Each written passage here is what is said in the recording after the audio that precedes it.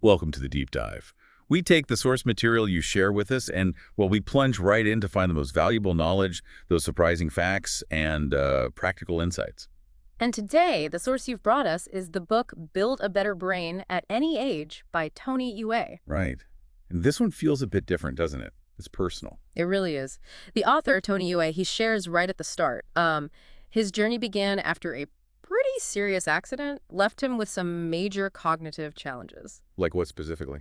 Things like severe migraines, trouble focusing, memory gaps, even finding it hard to read. So the book and all the techniques in it, they really came out of his own quest to recover his mental abilities, to improve them, actually. That makes the core message feel so much more earned, the idea that your brain isn't like fixed in stone. Exactly. That's the heart of it, hinted at right there in the title. Your brain is dynamic. It can improve at any age. It leans heavily into neuroplasticity then, Uh-huh. the brain rewiring itself. Totally. Forming new connections, reorganizing. It's not just about hanging on to what you've got. It's about actively building, strengthening things. And he argues this isn't just for geniuses, right? It's accessible. Yeah, very much so. He frames it as being less about innate talent and way more about consistent, focused effort, putting in the work. Almost meritocratic, you said. Yeah, Depends on the habits you choose. that's a good way to put it. It depends on choosing constructive habits. Okay, so where does he start us off in the book? How do we begin building this better brain? Seems like he starts big picture. He does. He starts by emphasizing just how incredibly powerful the brain is, packed into this small space. Even though it's mostly water and fat, right? And only about 2% of body weight. But it hogs energy.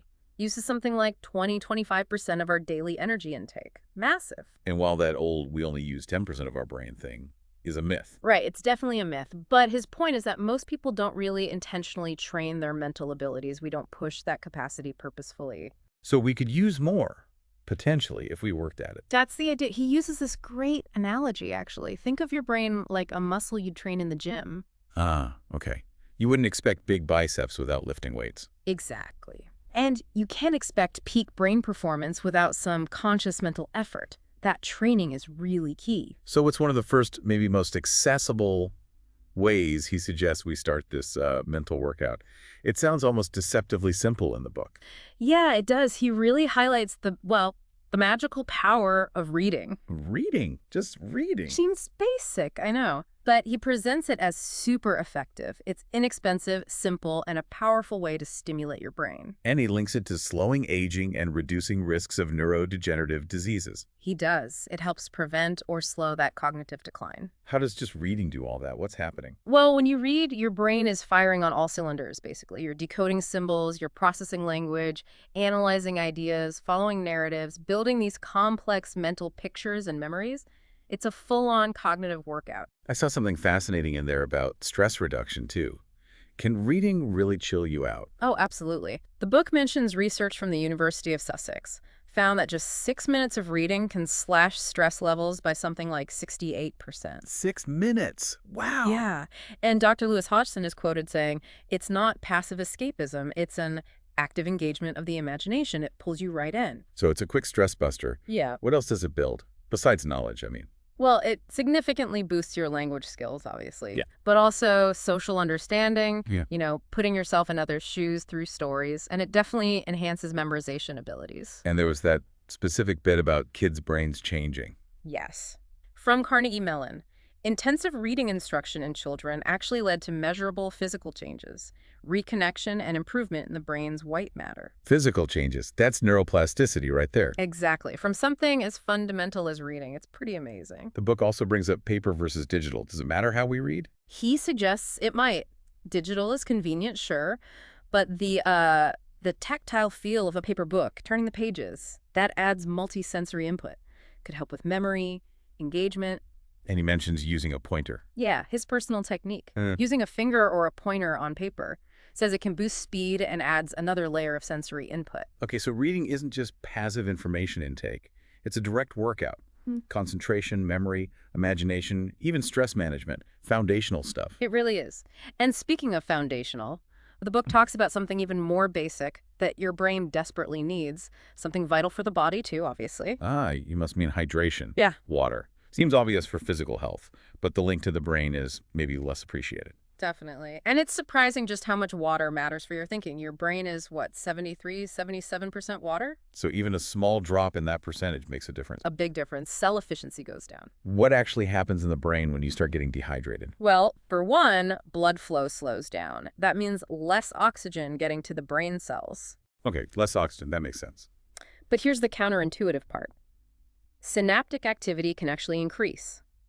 Your brain has to work harder, expend more energy to process information when it's short on water. Working harder, not smarter. Oh. And you can feel the effects cognitively. Absolutely. The book mentions a University of Connecticut study showing it impacts mood negatively. And there's that striking comparison. Like driving one. Yeah, citing Loughborough University research. Driving while dehydrated can lead to a similar number of errors as driving while intoxicated. Professor Rahman apparently made that direct link. Wow. Mistakes like being drunk, just from being thirsty. That really puts it into perspective. Does it mess with memory too? It does. There was an Ohio University study looked at elderly women, found a clear link between hydration levels and how they performed on memory tests. What kinds of memory? Specifically declarative memory. So recalling facts, events, and also working memory, which is like your mental scratch pad, holding and juggling info short term. And the really key insight here is, if you feel thirsty, it's already too late. Pretty much. Thirst is your body's lagging indicator. By the time you feel it, you've already lost more fluid than you've taken in.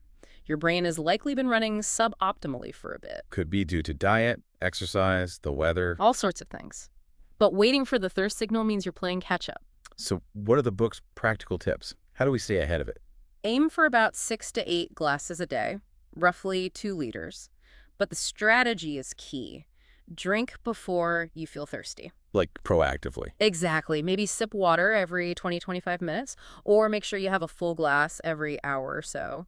Keeping a water bottle handy makes a huge difference. Right, just having it there. And if you're sweating a lot, like intense exercise or hot weather, remember you're losing minerals and vitamins too, so think about replenishing those. Okay, let's sum up hydration then. What's the bottom line for brain health? It's just non-negotiable, foundational. Staying properly hydrated ensures good blood flow, good oxygen delivery, efficient brain cells.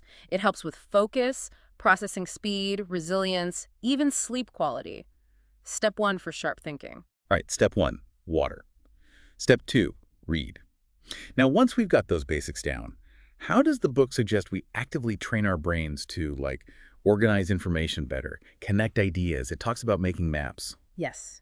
Mind maps and concept maps, powerful visual tools, great for understanding stuff, learning it, remembering it, organizing complex topics. They actually train your brain to structure thought visually. Okay, can you break down the difference? It mentions Tony Bazan for mind maps and Joseph Novak for concept maps. Sure. So Bizan's mind maps, they came about in the 70s. They're more free-flowing, organic, creative. You start with a central image or idea. And branch out. Exactly, like branches on a tree, lots of colors, images, keywords. It taps into both logic and creativity. It kind of mimics how your brain naturally makes associations. The book uses that memory elephant example. A vivid image helps link and recall info. Right, and the benefits of doing that.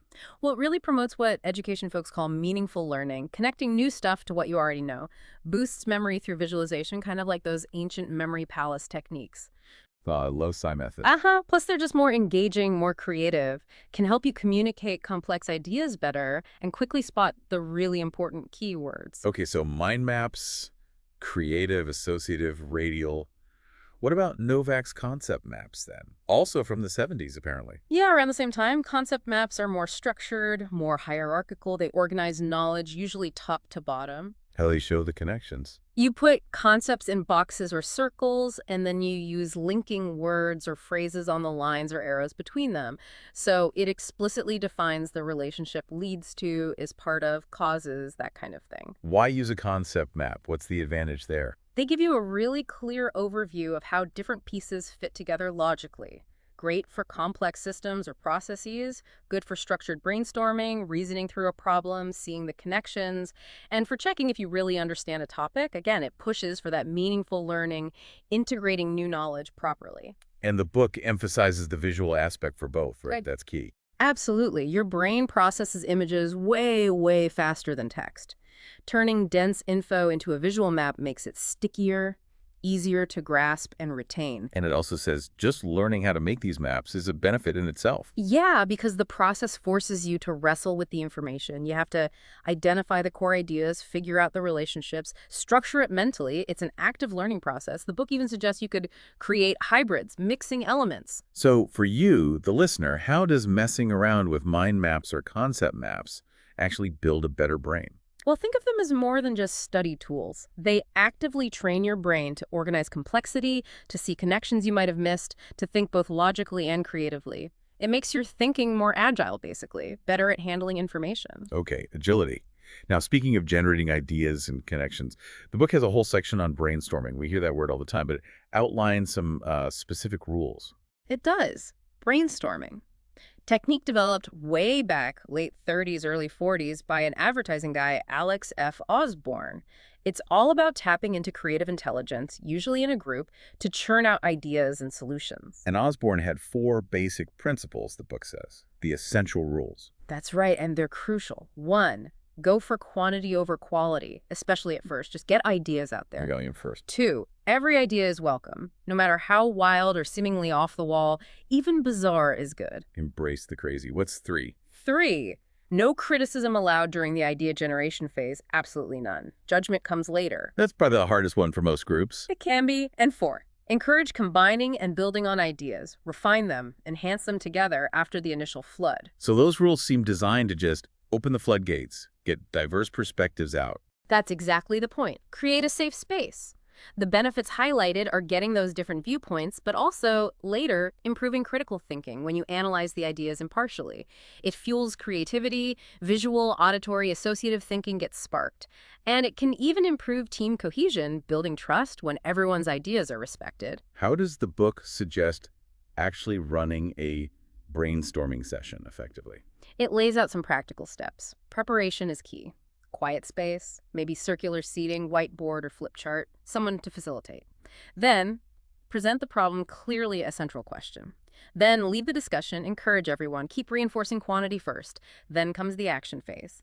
Analyze, evaluate, group, and select the promising ideas. Can you do it effectively on your own? Oh yeah, the book mentions that. You can apply the same core principles solo. Use keywords, think of synonyms, antonyms, draw related images, maybe structure your time, generate ideas for X minutes, then analyze for Y minutes. So how does using this technique actually exercise your brain? What's it building for you? It's a fantastic workout for multiple areas. Improve time management, visualization skills, your ability to associate disparate ideas. It obviously boosts creativity in the generation phase, but then sharpens logical analysis in the evaluation phase, helps you practice making reasoned decisions. It's really dynamic generating and refining. Okay, so brainstorming hits both creative and analytical gears. Now, the book shifts gears too, moving from these purely mental techniques to the physical, makes that classic connection. Ah, yes, mens sana in corpore sano. Healthy mind and a healthy body. Right. The book really hammers home that they influence each other directly. They absolutely do. Your physical state profoundly impacts your cognitive state and vice versa. How exactly does getting physical exercise benefit the brain itself? What are the mechanisms? Well, it's fascinating. Exercise helps reduce insulin resistance and inflammation body-wide, including in the brain. It also boosts the production of chemicals, growth factors that support brain cell health. And it helps build new infrastructure. Yeah, encourages the growth of new blood vessels in the brain. And maybe most importantly, stimulates the creation of new neural connections. That's neuroplasticity again, driven by movement. The book mentions aerobic versus anaerobic exercise. Does one benefit the brain more? It defines them briefly. Aerobic is your cardio, getting the heart rate up, like running or swimming. Anaerobic is more short bursts, like weightlifting. Both are good, but the book highlights that aerobic exercise seems particularly beneficial for the hippocampus. Which is key for? Learning and memory. That's a major hub for those functions. Okay, besides learning and memory, what other brain benefits come from physical activity? Oh, plenty. It's great for improving mood, helps with sleep quality, which we'll get to, and it's a powerful stress and anxiety reducer. There's a quote in there. Yeah, from neuropsychologist Aaron Bonner-Jackson. He basically says, exercise is one of the absolute best things you can do to keep your brain healthy, even if you're genetically at risk for something like dementia. So moving your body literally builds a more resilient, better functioning brain. Yes. It directly stimulates neuroplasticity and sharpens a whole range of mental skills. Visualization, strategic thinking, mental flexibility, resilience, motor learning, coordination, focus. It covers a lot. Is there a risk of overdoing it? Can too much exercise be bad for the brain? The book adds that important nuance. Moderate, consistent exercise, say 30, 45 minutes, maybe 3 times a week, that really invigorates the mind, improves blood flow, fights mental fatigue. Hmm. But prolonged, super high stress training without enough rest, that can actually backfire. How so? Chronically high cortisol levels from overtraining can negatively impact cognitive processes. So finding that balance, including rest, is crucial. Okay, so the clear message for you, the listener: get moving consistently. Even moderate activity is a direct investment in your brain's structure, its function, its ability to resist decline. It pays off daily. Absolutely. Now, here's an interesting twist. The book introduces a technique that sounds almost contradictory for strengthening the mind. Learning to relax, meditation, and mindfulness. Yeah, that does sound like an oxymoron, doesn't it? Build strength through. Calmness. That's the surprising beauty of it, and the science is really catching up. Brain scans like fMRI and MRI show that regular meditation or mindfulness practice leads to actual, measurable, positive changes in brain structure and connectivity. It physically changes the brain. It really seems to. We're talking structural changes. And the book mentions John Kabat-Zinn's definition of mindfulness. It does, his widely used secular definition. Paying special attention, intentionally, in the present moment, and in a non-judgmental way. It's about cultivating a particular kind of awareness. And this practice leads to what kind of brain changes? Research shows changes can happen within about 6 months of consistent practice. Things like a reduction in the size or activity of the amygdala, that's the brain's sort of threat detector, Hmm. involved in stress and fear. Okay, less reactive maybe? Potentially. And at the same time, you see an increase in neural connections in areas important for things like language, memory, and attention. It seems to improve communication between different brain regions, too. It's literally rewiring. The book mentioned a few different types of meditation. Yeah, it encourages you to experiment, find what resonates. Briefly touches on transcendental meditation, which uses a mantra, guided meditation, following a voice or story, mindfulness, often focusing on the breath, and vipassana, which is more about deep insight through observing sensations. Any quick tips for someone just starting out, according to the book? Start small. Seriously, just a few minutes a day is fine. Don't beat yourself up if your mind wanders. That's totally normal. It's part of the process. Just gently guide your attention back. Be kind to yourself. Exactly. And it suggests maybe using open-ended questions before you start, just to set a gentle intention for your practice. So how does intentionally relaxing, meditating, build a better brain in the long run? Well, the benefits stack up. Revitalization, better attention span, increased awareness, more emotional resilience, maybe better self-esteem, improved sleep quality. And by strengthening those neural connections, it's thought to potentially help fight against degenerative brain diseases. These aren't just relaxation techniques, they're powerful tools for reshaping your brain. Okay, reshaping through relaxation. Now, let's pivot from stillness to sound. The book also explores music's impact. We know hearing itself involves the temporal cortex, but music seems to go much deeper. Oh, way deeper. Music is incredibly potent. It doesn't just register as sound waves, it profoundly influences our emotions, our thoughts, even our physical energy levels. It does this by stimulating a whole network of different brain areas all at once. And there's a chemical reaction, too. Yes, a big one. Music triggers the release of dopamine in the brain's reward or pleasure centers. The dopamine, that's the feel-good chemical, but it does more. Much more. Dopamine is vital for learning, memory, motivation, attention, movement control, mood regulation, even sleep. So music taps directly into this fundamental reward and learning system. What are some of the specific benefits the book highlights? Well, improving mood and energy levels, obviously, but also potential benefits for the immune system. It's even shown promise in helping manage symptoms for conditions like Parkinson's disease. And actually playing music is even more powerful. Definitely. Learning or playing an instrument is like a full brain workout. It activates areas involved in creativity, memory, communication, fine motor skills, coordination, processing emotions, auditory analysis.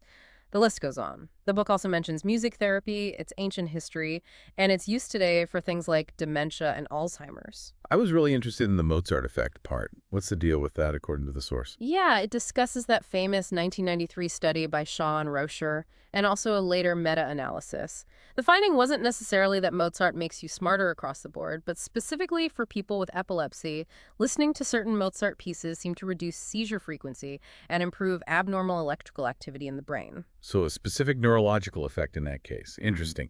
Does music help the two sides of the brain work together better? The book suggests it does. It helps strengthen the connections between the left hemisphere, typically more involved in logic, language, analysis, and the right hemisphere, more associated with creativity, intuition, emotion. Better communication between them means better overall brain synergy and efficiency, especially for complex problem solving. So for you, the listener, the takeaway on music is, Think of music as more than just entertainment. The book presents it as a readily available, powerful tool. It can directly boost various brain functions, help regulate your emotions, and potentially contribute to long-term cognitive health by strengthening neural pathways and influencing brain chemistry. It's worth paying attention to what you listen to. absolutely. Now the book covers something we all have to do, ideally every night, that's just utterly fundamental for the brain. Yes. Sleep. Can't skip this one. The book is crystal clear. Sleep is vital. Essential phase of life for pretty much any creature with a brain. Necessary for survival, necessary for optimal function. We know we need it, but what's actually going on up there while we're out? Why is it so critical? The book brings up the synaptic homeostasis hypothesis, SHY, for short, from researchers Tononi and Sorelli. Dr. Tononi is quoted with a great line, "Sleep is the price the brain has to pay for learning and memory." The price for learning. How so? Well, think about it. While you're awake, you're constantly learning, experiencing things, strengthening connections between neurons, right? Synapses get stronger. Sleep is when the brain does the essential housekeeping. It consolidates important new information, integrates it with your existing memories, and crucially, it also prunes back, weakens less important connections made during the day. It essentially resets the system, making room for new learning the next day. It maximizes neuroplasticity. Okay, so it's active consolidation and pruning. And the book mentions sleep cycles. Right. A typical night isn't just one long block of sleep. You cycle through different stages, usually lasting about 90 minutes per cycle. You alternate between non-REM sleep, which is deeper, quieter, more physically restorative, And REM sleep. and REM sleep. That's rapid eye movement sleep. Your brain is highly active then, almost like when you're awake. That's when most vivid dreaming happens.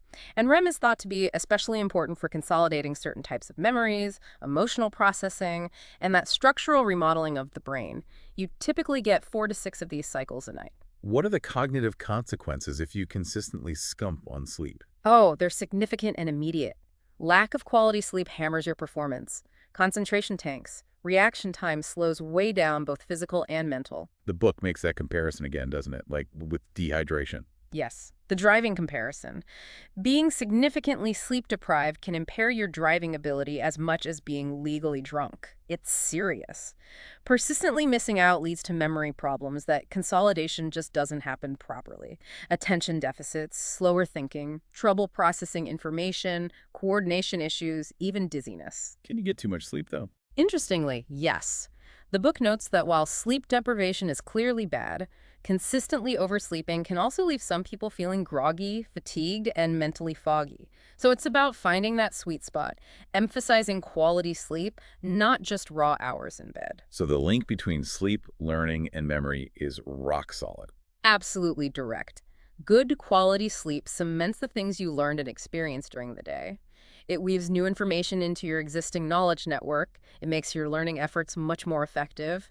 You know that old advice to sleep on a problem? Yeah, hope for insight in the morning. There's real science behind that. Your brain continues to process information, make connections, and sometimes arrive at solutions offline during sleep. The book offers a bunch of tips for better sleep. Any standout, actionable ones? Definitely. A huge one is creating a consistent sleep-wake routine. Hmm. Going to bed and waking up around the same time, yes, even on weekends. That really helps regulate your body's internal clock. What else? Environment? Habits? Yeah, avoiding blue light from screens, phones, tablets, computers for at least an hour before bed is crucial. That light messes with melatonin production. Also, avoiding stimulants late in the day, caffeine, nicotine, heavy meals, alcohol close to bedtime. Alcohol helps you fall asleep, though, doesn't it? It might make you drowsy initially, but it severely disrupts sleep quality later in the night, especially REM sleep. Other tips include taking a warm bath or shower, reading a physical book, good posture, maybe 20 minutes as a wind-down ritual. Gentle stretching for a few minutes. Even tidying your room can be meditative, clearing physical and mental space. And some mental techniques. Visualizing adapting, like water flowing around obstacles. Focusing on your present choices rather than future worries. Things to quiet the mind. Okay, so the big takeaway on sleep. Huh. It is absolutely not passive downtime. It's critical active brain maintenance, essential for learning, memory, problem-solving, emotional balance. If you want peak mental performance, you have to prioritize quality sleep. Couldn't have said it better myself. Which brings us, actually, to the final major theme the book explores. It's less of a specific technique and more of a fundamental mindset or attitude. And that is learning to ask questions, cultivating curiosity. Exactly. It sounds simple, but the book argues that learning to ask questions, driven by genuine curiosity, is incredibly stimulating for the mind. How so? It's just asking something. Well, it does more than just get you an answer. It helps build confidence, it fuels discovery, and it actually improves your social interactions, because asking good questions requires really listening actively to the answers. Why is getting over the fear of asking so important?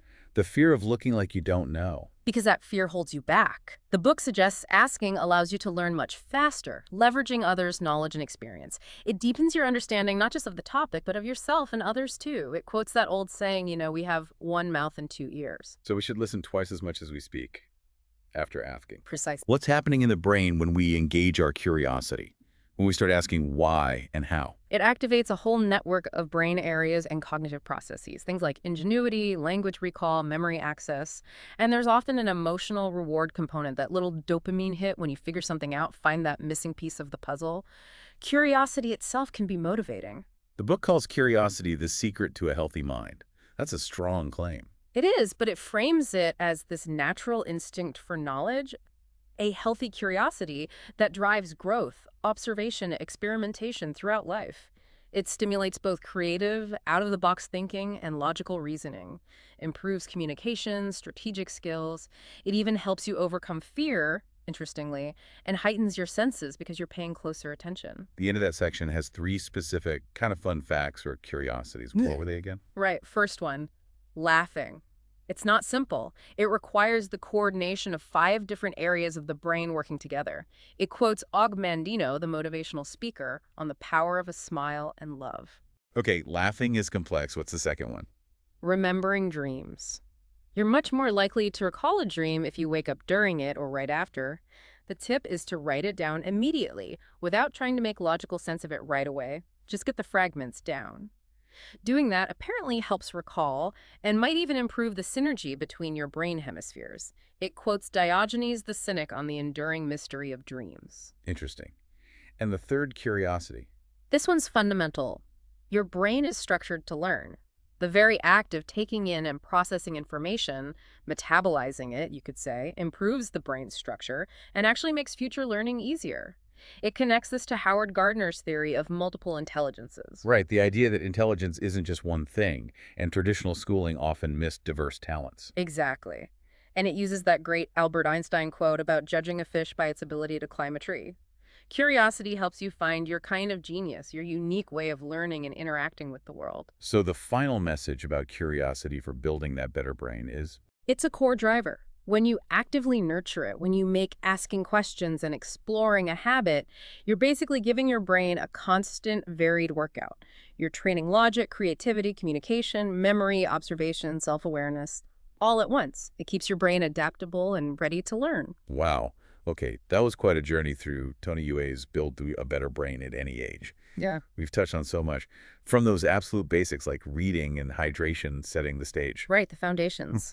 Then techniques like mind mapping, concept mapping, brainstorming to actively organize thoughts and generate ideas. The undeniable link between physical exercise and brain structure, that whole mens sana in corpore sano thing. And then the surprising power of relaxation, meditation, mindfulness, and listening to music to actually reshape brain function and emotional states. Can't forget the critical role of sleep for consolidation and reset. Definitely not. And wrapping it all up with the power of simply staying curious, asking questions, always learning. The overarching message that comes through so clearly from the source is, it's possible. Improving your brain, your mental game, it's not locked in by age. It comes down to consistent, intentional actions. And many of them are surprisingly simple actions, right? Things you can start doing today. Exactly. The book presents itself as a quick, practical, and functional guide. It's not saying you have to do everything at once. Pick one or two things. Start there. Yeah, those small wins build momentum, build confidence. You start feeling the difference, and then maybe you add something else. You came here looking for a deep dive, a way to get the core insights quickly, and hopefully we've helped with that summary.